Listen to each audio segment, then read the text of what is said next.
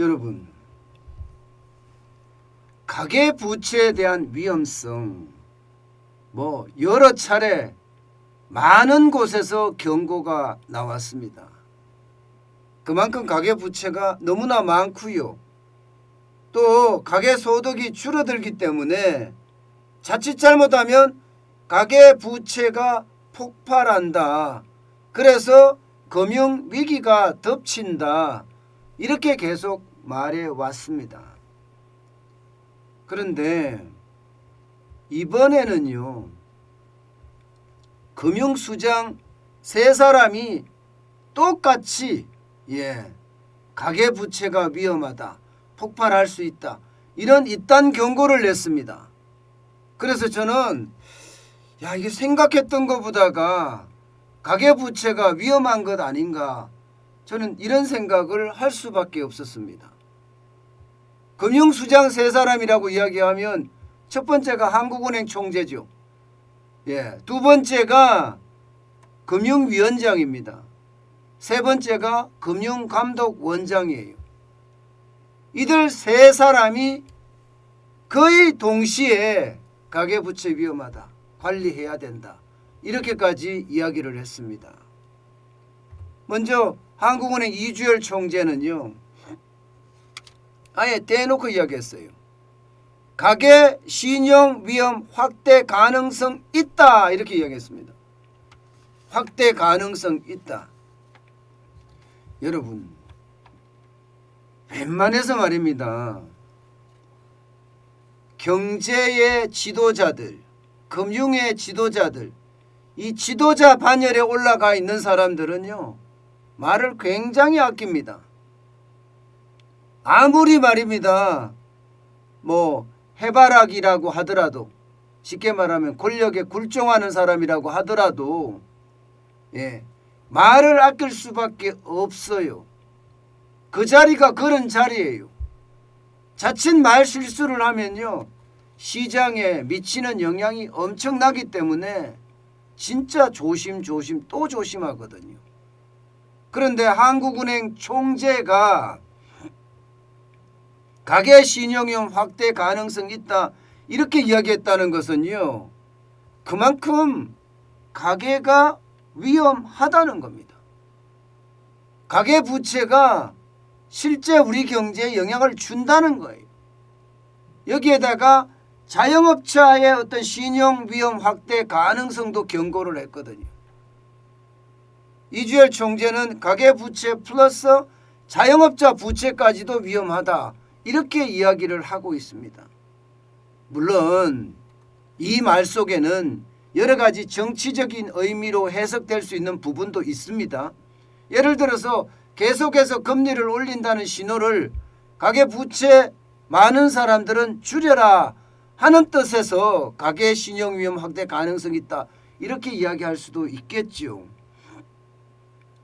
그리고 금리 인상에 대한 어떤 당위성을 잡기 위해서라도 그런 이야기할 가능성도 있습니다. 그렇지만 이 정치적인 의미의 해석보다는요, 경제적인 의미의 해석을 해보면 이것은요, 가계부채에 대한 섬뜩한 경고라고 봐도 무방할 것 같습니다. 두 번째는요, 고성범 금융위원장이에요. 지금 고성범 금융위원장은 가계부채에 대한 충격 그 어느 때보다 지금 클 거라고 예상합니다. 오죽했으면 가계부채 관리 강화하여 서민청 보호조치도 병행하겠다, 이런 표현을 썼겠습니까? 관리 강화 방안을 만들겠다는 이야기잖아요. 여기서 우리가 중요한 부분은요, 서민청 보호조치도 병행하겠다, 이렇게 이야기했습니다. 이미 말입니다, 고성범 금융위원장은 가계부채가 곧 폭발할 수도 있다, 이렇게 말한 것과 진배가 없습니다. 왜냐하면 서민청 보호조치 병행하겠다, 이미 서민청 보호조치를 하고 있다는 뜻이잖아요. 가계부채의 위험도가 굉장히 높아졌다는 뜻입니다. 가계부채의 위험도가. 그만큼 말입니다. 고성범 위원장의 이야기는 저는 섬뜩한 경고로 받아들입니다. 게다가 고성범 위원장은요, 가는 곳마다 충당금 더 쌓아라, 충당금 더 쌓아라 이야기하고 다니잖아요. 여러분도 알다시피 1검인권 수장들하고 만났을 때도 충당금 더 쌓아라 했죠. 2검인권 만났을 때도 충당금, 대선 충당금 더 쌓아라 했습니다. 그만큼 가계부채를 굉장히 위험하게 저는 보고 있다고 생각을 합니다. 그렇기 때문에 연이어서 이렇게 이야기하는 건가 아닌가 저는 이렇게 생각을 합니다. 여기에다가 말입니다. 여기에다가 고성범 위원장은 지금까지 회색 코뿔소가 가까이 다가오고 있다 이렇게 이야기했어요. 회색 코뿔소는 익히 알고 있는 이게 위험 요인이 현실화된다는 거거든요. 그러면 고성범 위원장이 이야기하는 익히 알고 있는 위험 요인이 뭘까요? 저는 이제 가계부채를 보는 거죠. 고성범 위원장도 가계부채를 익히 알고 있는 위험 요인 중에 하나라고 지금 읽고 있는 거라고 봅니다. 물론 회색 코뿔소가 가계부채만 있는 것은 아니겠죠. 미국의 금리 인상이나 중국의 금리 둔화나 우크라이나에서 전쟁이 일어나는 것이나 이런 이미 알려진 사실들 이미 우리 알고는 있습니다. 그러나 가계부채가 그 어떤 것보다 더 위험하다 이렇게 지금 읽고 있는지도 모르겠습니다. 이게 말입니다. 여러분, 미국이 줄이어서 금리를 인상을 하고 한국은행이 등 떠밀려서 금리 인상을 하게 되면 가계부채에 대한 충격은요 그 어느 때보다 커질 겁니다. 이미 고성범 위원장은요 그래서 서민층 보호 조치도 병행하겠다 이 말을 한 것은 아닌가 저는 그렇게 해석해 봅니다. 정은보 금융감독원장도 마찬가지입니다. 정은보 금융감독원장은 더 구체적이죠. 잠재 위험에 대한 선제적 감독에 나서겠다 했습니다. 벌써 잠재 위험에 대한 선제적 감독에 나서겠다. 이 말은 여러분 지금 시장에 이미 잠재 리스크가 커지고 있다는 거고요. 거기에 대한 감독을 강화하겠다는 이야기가 나오는 거니까 여기에도 섬뜩한 경고가 담겨 있다고 봐야 됩니다. 게다가 이금융권 만났을 때 뭐라고 했습니까? 대손 충당금 더 쌓아라 하고 여기도 똑같이 경고를 했어요. 똑같이 경고를. 저는 그것을 보면 말입니다. 가계부채의 위험성이 지금 그 어느 때보다 커지는 것은 아닌가 지금 그렇게 생각을 하고 있습니다. 게다가 정은보 금융감독원장은요. 이야기한 그대로 제가 한번 읽어드릴게요. 잠재된 리스크가 현실화될 경우 그 영향은 광범위하여 하며 상흔 효과가 지속될 수 있어 선제적 관리가 중요하다 이렇게 이야기합니다. 그만큼 말입니다.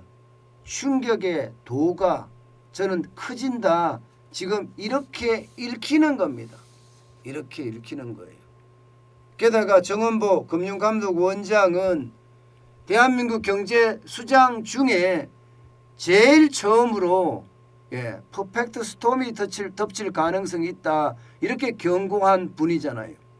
본인이 금융감독원장에 취임할 때 취임사에서 본인이 이야기했습니다. 크고 작은 위험이 동시에 몰려오는 초대형 위기에 대한 어떤 경고를 아주 심각하게 날렸죠. 그게 바로 퍼펙트 스톰이었습니다. 저는 정은보 금융감독원장의 어떤 시각이나 그리고 정은보 금융감독원장이 가지고 있는 어떤 합리적인 판단이나 이런 부분들은요 추세적으로 신뢰가 간다고 보이거든요. 그렇다면 지금 가계부채에 대한 위험성 지금 얼마나 강해지고 있는지 우리는 읽을 수가 있습니다. 그만큼 말입니다. 가계부채가 심각해요. 여러분 이거 한번 보세요. 2021년 3분기 말 현재예요. 가계부채가 1844조 9천억 원입니다. 예. 2분기까지 늘어나는 데가 10.4%가 늘어났고요. 2분기에서 3분기까지 늘어나는 게 9.7% 늘어났어요. 가계부채가 그 어느 때보다 폭발적으로 늘어나고 있다는 이야기예요. 그러니까 한국은행 총재도 금융감독위원장도 금융감독원 원장도 지금 가계부채에 대해서 이구동성으로 섬뜩한 경고를 날리고 있는 것 아니겠습니까? 저는요 여러 가지 명분이 있어서 시장에 구두 개입하는 것도 없지 않아 있을 거라고 생각은 해요. 그렇지만 분명한 것은요 가계부채가 지금 위험 수준에 와 있다 이렇게 이야기할 수 있습니다. 그만큼 말입니다. 가계는 빚 갚을 능력이 떨어진다는 거예요. 소득이 늘어나야지 빚을 갚을 수 있는 능력이 커지는데 장사를 할 수 있어야지 그죠? 빚을 갚을 수 있는 능력이 커지는데 일자리를 가져야지 빚을 갚을 수 있는 능력이 커지는데 이 모두가 안 되는 거예요. 장사를 못하니까 소득이 줄고요. 일자리가 없으니까 소득이 줄어서 결국은 원금이나 이자를 갚지 못한다는 뜻이에요. 그게 바로 가계부채의 폭발이거든요. 저는 그 폭발이 사실 지금같이 거리두기를 이렇게 꽉 묶어놓고 하는 상태에서라면 당연히 현실화될 수 있을 거라고 봅니다. 그만큼 금융수장들이 이야기하는 가계부채에 대한 폭발 이것은요 생각보다 가까이 있을 수도 있습니다. 가까이 있을 수도. 그래서 더 두려운 것이 아닌가 저는 다시 한번 생각해 봅니다.